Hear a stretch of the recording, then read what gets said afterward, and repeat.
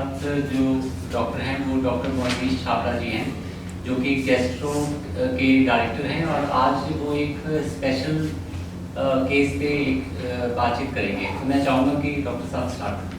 All of you for coming here. I am Dr. Moonish Chhabra. I am Director of Gastroenterology at Fortis Hospital.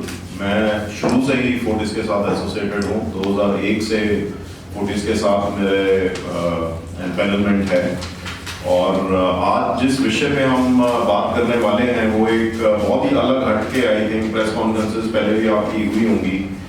तो हम prevention of cancer, एक special तरह का cancer है जिसको हम प्रिवेंट कर सकते हैं, तो उसकी अवेयरनेस का ये मंथ है वर्ल्ड वाइड। जो मार्च का महीना है वो colorectal cancer prevention and awareness month मनाया जाता है। तो इसलिए आज ये प्रेस कॉन्फ्रेंस हम कर रहे हैं, क्योंकि इसमें एक नई टेक्नोलॉजी भी हमने फोर्टिस में इंट्रोड्यूस की है फर्स्ट टाइम इंडिया में, जिसके साथ हम जिसको यूज करके हम इस कैंसर को प्रिवेंट कर सकते हैं। तो सबसे पहले तो हम बात करें ये कौन सा क्या कैंसर है। इसको कोलोरेक्टल कैंसर बोलते हैं। मतलब जो बड़ी आंत होती है हमारी टट्टी का रास्ता है, उसका जो सबसे निचला हिस्सा है उसको रेक्टम बोलते हैं, और उसके ऊपर जो बड़ी आंत है उसको हम कोलन बोलते हैं। तो कोलोरेक्टल कैंसर एक बड़ी आंत का कैंसर होता है। और आपको समझना ये है कि ये जो कैंसर है ये बेसिकली इंडिया में 5वां कॉमनेस्ट कैंसर है, मैन और फीमेल का मिला के, और इसका जो इंसिडेंस प्रेवलेंस है वो बढ़ता जा रहा है हमारे देश में। और जितने हमारे एब्सोल्यूट नंबर्स हैं कि वी आर 1.5 बिलियन पीपल, पहले एक मिथ था कि ये कैंसर इंडिया में प्रेवलेंस बहुत कम है।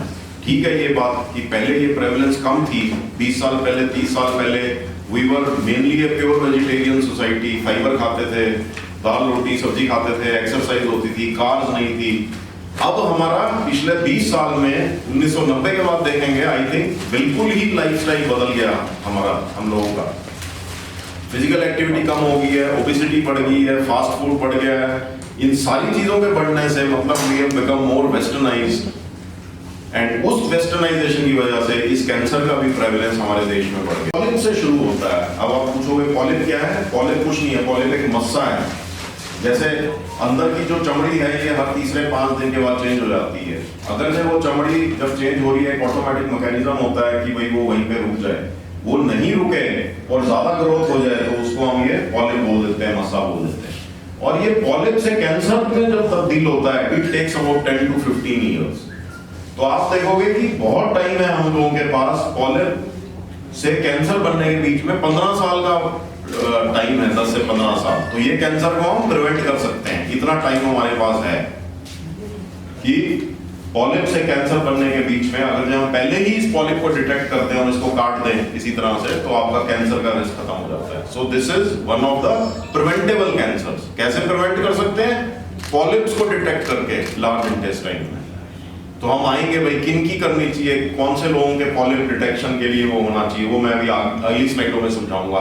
पर आई थिंक एक सिंपल बात तो आप समझ गए होंगे कि बड़ी आंत का कैंसर पॉलिप से शुरू होता है, उसको 10 से 15 साल लगते हैं कैंसर बनने, तो क्योर खत्म हो जाता है, क्योरेबिलिटी कम हो जाती है ऐसे पेशेंट्स की। उनमें जो उसकी ट्रीटमेंट है बहुत कॉस्टली हो जाती है, क्योंकि उसमें पहले कीमोथेरेपी होएगी, रेडियो होएगी, सर्जरी होएगी, फिर कई लोगों को रिकरेंस होती है। और दूसरी बात हमने क्या देखी है कि तो लेट स्टेज में आ रहे हैं और यंगर पॉपुलेशन आ रही है 45 साल पे 50 साल पे हमारे देश में इस कैंसर की। सो जो कैंसर प्रिवेंट हो सकता है, अगर आप स्टैटिस्टिक्स इंडिया के उठा के देखेंगे वो स्टेज 3 स्टेज 4 पे आ रहे हैं और अर्ली एज पे आ रहे हैं। तो ये एक्सेप्टेबल नहीं है उस बीमारी के लिए जिसको आप प्रिवेंट कर सकते हो कि इतनी लेट स्टेज पे आए, क्योंकि लेट स्टेज पे आना मेरे हिसाब से पेशेंट के लिए तो कॉस्टली है ही है, सारी enormous, it is a big burden on the entire country. कि एक जो कि कोलोनोस्कोपी से 20-25 हजार रुपए से कैंसर प्रिवेंट हो सकता था, उसकी कॉस्ट चली गई 5 से 10 लाख के बीच में, कीमो, रेडियो और वो। तो prevention is always better. Prevention बहुत सिंपल रहती है, प्रिवेंशन चीप होती है, प्रिवेंशन से लाइफ बढ़ती है। दूसरी तरफ क्योर क्या होता है? क्योर एक्सपेंसिव होता है, क्योर बहुत लाइफ टेकर होता है, बिकॉज स्टेज 3 में डायग्नोज होएगा, स्टेज 2 में डायग्नोज होएगा तो सर्जरी होएगी, एक्सपेंसिव होएगा, हॉस्पिटलाइजेशन बढ़ेगी, मॉर्बिडिटी बढ़ेगी, पेशेंट का जो लाइवलीहुड है वो जाएगी। मतलब वो तो हमने अभी कॉस्ट ही नहीं इसमें इंक्लूड की, जो लाइवलीहुड चली जाती है पेशेंट की, उसके ऊपर कितने फैमिली मेंबर्स डिपेंडेंट है, वो तो कभी हमने सोचा ही नहीं, उसकी कॉस्ट तो कभी लगाई नहीं हमने सोसाइटी में, कितनी बड़ी भारी कॉस्ट पड़ती है। तो मेरे हिसाब से एक बड़ा इंपॉर्टेंट मैसेज है कि जो बीमारी हम प्रिवेंट कर सकते हैं तो क्यों ना प्रिवेंट करी जाए। इसके बारे में बात ही नहीं होती हमारे देश में। यूएस में और अमेरिका में, यूरोप में तो उनके देश में हर 50 साल 45 साल की उम्र के बाद हर बंदे को एडवाइस किया जाता है कि अपनी आप कोलोनोस्कोपी कराइए, बिकॉज वहां पे ये कोलोरेक्टल कैंसर की प्रेवलेंस ज्यादा थी।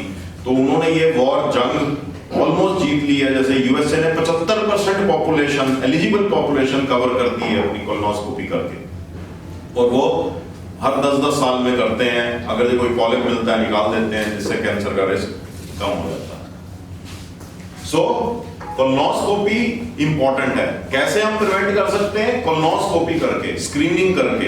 अब आप पूछोगे स्क्रीनिंग किसकी होती है? स्क्रीनिंग एक नॉर्मल बंदे इंसान की होती है, स्क्रीनिंग किसी पेशेंट की नहीं होती है। मेरे और आपके जैसे जो बिल्कुल एसिम्प्टोमेटिक है इस स्टेज पे, 45 साल से एज ज्यादा है, 50 साल से एज ज्यादा है, पर सिम्टम नहीं है अभी कोई, तो स्क्रीनिंग उनकी होती है, एसिम्प्टोमेटिक लोगों की होती है, सो दैट हम उनको पॉलिप की स्टेज पे पकड़ लें और पॉलिप काट दें, कैंसर का रिस्क खत्म हो जाए। इस पर्टिकुलर टेक्नोलॉजी में जब हम कोलोनोस्कोपी करते हैं तो हमारी आंखें देखती हैं छोटे छोटे मस्सों को, जिसको हम बोलते हैं, ये आप देखेंगे इधर कि जैसे एक पॉलिप आपको यहाँ पे एक छोटा सा मस्सा दिख रहा है, बट ये आर्टिफिशियल इंटेलिजेंस के साथ आप यूं समझ ले एक आंख और काम कर रही है आपके साथ, उसको बोलते हैं कंप्यूटर एडेड डिटेक्शन। एक बॉक्स अटैच हो जाता है कोलोनोस्कोपी के साथ, जो कि हमें ऑडियो और विजुअल सिग्नल्स देता है। विजुअल सिग्नल मतलब सडनली एक बॉक्स बना देगा, पॉपअप आएगा कि यहाँ पे देखो यहाँ पॉलिप है। बिकॉज कोलोनोस्कोपी की सक्सेस वही होगी जिसमें हम maximum number of polyps detect कर सके। अगर मैं किसी की कोलोनोस्कोपी करता हूं और पॉलिप ही छोड़ दूं, डिटेक्ट ही ना करूं, तो उस कोलोनोस्कोपी का भी क्या फायदा उस पेशेंट को। तो कोलोनोस्कोपी का फायदा वहां पे है जहां पे मैक्सिमम पॉलिप्स, जिनको एडिनोमा बोलते हैं, जो प्री कैंसरस है, कि एडिनोमा की डिटेक्शन रेट बढ़ा दें। एडिनोमा का डिटेक्शन रेट कैसे बढ़ेगा? अगर जो कोई ऐसी टेक्नोलॉजी साथ में यूज करें जो मेरे आंखों को भी ऑगमेंट करे, मेरे को ऑगमेंट करे, तो उसके साथ हम बोलते हैं आर्टिफिशियल इंटेलिजेंस की ये वाली टेक्नोलॉजी, जो फोर्टिस में हमने लॉन्च की है पिछले 6 महीने से, क्योंकि ये साथ साथ हमें बताती है कि इधर पॉलिप है, ये आपने नहीं देखा, ये मिस हो गया, तो ये पॉलिप भी आप देखिए। जितने पॉलिप्स आप ज्यादा देखेंगे, उनको आप काट दें, तो आपका रिस्क ऑफ पॉलिप कैंसर खत्म हो जाता है। तो दो बातें आपको समझनी जरूरी है, बड़ी सिंपल लैंग्वेज में, आई थिंक कंफ्यूज ना करूं, कि कैंसर पॉलिप से शुरू होता है। अगर जब पॉलिप से शुरू होगा तो पॉलिप को डिटेक्ट करना है हमने, पॉलिप को डिटेक्ट करना है, मिस ना होए पॉलिप। तो मिस ना होए कोई ऐसी टेक्नोलॉजी आपके साथ है, पुरानी कन्वेंशनल टेक्नोलॉजी तो है कि भाई गैस्ट्रोएंटरोलॉजिस्ट कोलोनोस्कोपी कर रहा है, एंडोस्कोपी और देख रहा है, पर अगर एक गैस्ट्रोएंटरोलॉजिस्ट के साथ एक टेक्नोलॉजी और ऐड हो जाए जिसमें हम ये पॉलिप ज्यादा डायग्नोज करें, तो वो टेक्नोलॉजी को हम आर्टिफिशियल इंटेलिजेंस बोलते हैं, जीआई जीनियस, जो फोर्टिस में लॉन्च हुआ है, जिससे ये पॉलिप्स की जो डिटेक्शन रेट है वो बढ़ गया। जितना पॉलिप डिटेक्शन रेट बढ़ेगा उतना कैंसर के चांसेस कम हो जाते हैं। So I think किसी को कोई इस वक्त करना है तो बिफोर हम आगे प्रोसीड करें, it will just take another 5-10 minutes। आप बीच में मुझसे क्वेश्चन पूछ सकते हैं। प्री एनालिटिकल आपकी फाइंडिंग्स कैसे होती हैं? आप कैसे अटेंड करते हो? किसी भी पेशेंट को अटेंड कैसे करते हैं? किस चीज में?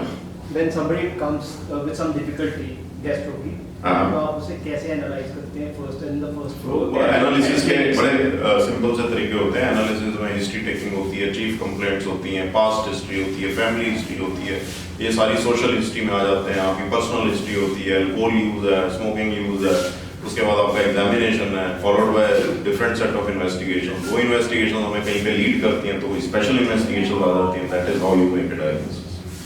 और डॉक्टर साहब, ये भारत कपूर है जर्नलिस्ट, और अभी हरियाणा गवर्नमेंट में पार्षद है, तो ये भी कोलोरेक्टल पेशेंट है इसका।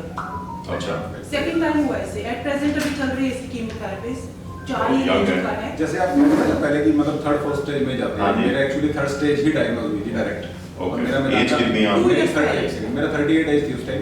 38 2020 में मेरे को डायग्नोज हुआ था, चंडीगढ़ यहाँ डॉक्टर साहब आ गए, यहाँ मैंने कोलोनोस्कोपी करवाई थी। ओके। और मुझे जस्ट दिसंबर 2019 में कॉन्स्टिपेशन हुआ था, मैं दोनों टाइम मतलब सुबह शाम रेस लगाना, एक्सरसाइज करना, मतलब गांव में सबको ये हो गया शौक, इसको कैसे हो गया। तो आप जैसे कह रहे हो थर्ड स्टेज, तो जब मुझे कभी दिक्कत ही नहीं हुई लाइफ में कभी भी। मैं उसी पे आ रहा हूँ आगे, उसी पे आगे मैं डायरेक्ट गया तो एकदम थर्ड स्टेज पाया। थर्ड स्टेज पाया, तो वही एम्फेसाइज करने के लिए, क्योंकि हम तो रोज देखते हैं, because it is this diagnosis almost a devastation for the, आपने एक्सपीरियंस किया होगा। वाली बात 28 रेडिएशन हुई मुझे, 10 कीमोथेरेपी हुई, 2 सर्जरी हुई for a disease which could have been easily, मेरे पास है ये कोलोनोस्कोपी अभी भी। हाँ जी। तो ये दोनों मेन और वुमेन को, दोनों को इक्वली अफेक्ट करता है। ऐसा नहीं है कि भाई वुमेन को ज्यादा या मेन को ज्यादा अफेक्ट करेगा।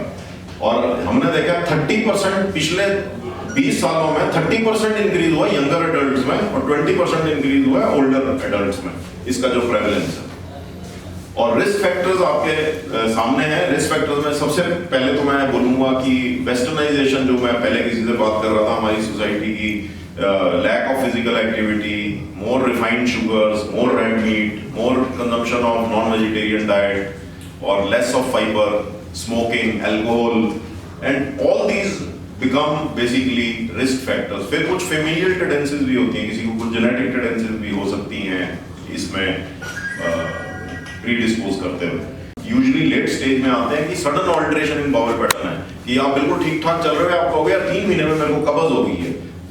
जो ये रीसेंट चेंज है, that is very important, that should not be ignored. कोई रीसेंट वेट लॉस हो गया है, नीचे से ब्लड आया है, एज ए रूल मेडिकल उसमें किसी भी ऑरिफिस से ब्लड आए, it needs to be investigated. चाहे नाक से आ रहा है, चाहे लैट्रिन के रास्ते आया है, चाहे मुंह के रास्ते आया है, it should be once investigated कि वो ब्लड कहाँ से आया है, बिफोर एज्यूम करने के। यूजुअली हम एज्यूम कर लेते हैं नीचे से ब्लड आया, बवासीर होगी जी।